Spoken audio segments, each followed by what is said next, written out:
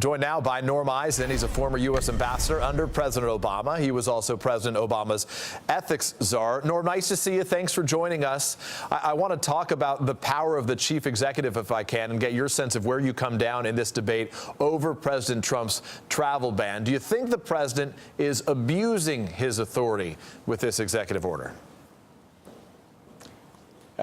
Peter, thanks for having me. And as one who had the privilege of advising a president in these grave questions of executive power, I definitely believe that President Trump has abused his power. He has gone over the line. He's violated the Constitution and statutory law in this Muslim ban immigration executive order. And you're seeing that not just in the Washington federal court, but in federal courts for the most part across the country that are enjoining the exercise of the EO.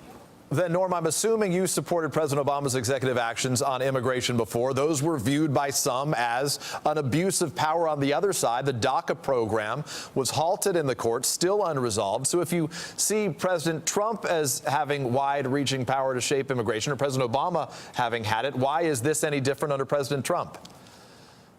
Well, President Obama struggled himself with the limits of his executive power. For example, famously, with the Syria red line, he announced a red line, and then he decided it would be going too far into Congress's prerogative, and he pulled back. And without,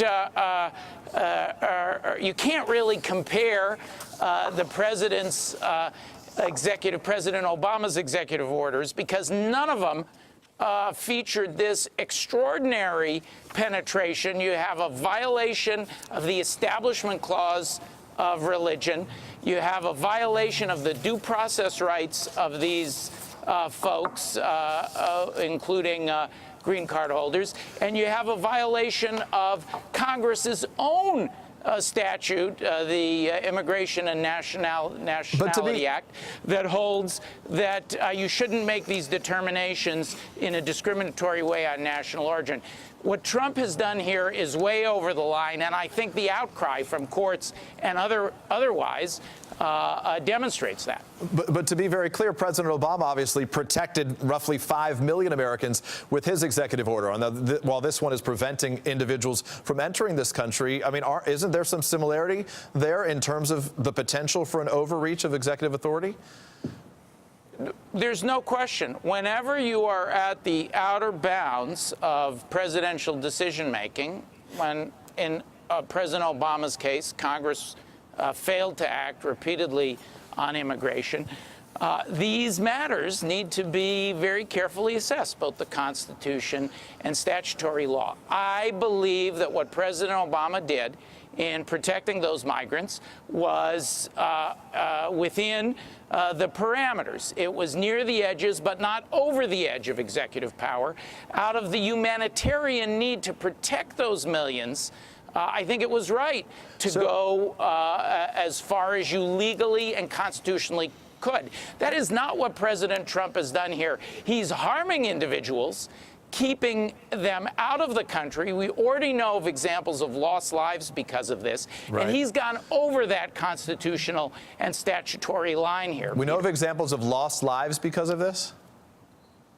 Yes, there's one case where you had a family, you had the mom in the hospital. She was not able to get back to this country, and according to press reports, she perished. So let me ask you then, the final question, I guess, is in simplest of terms, has the executive branch, in your opinion, become too powerful? Not just under this president, but frankly under the last?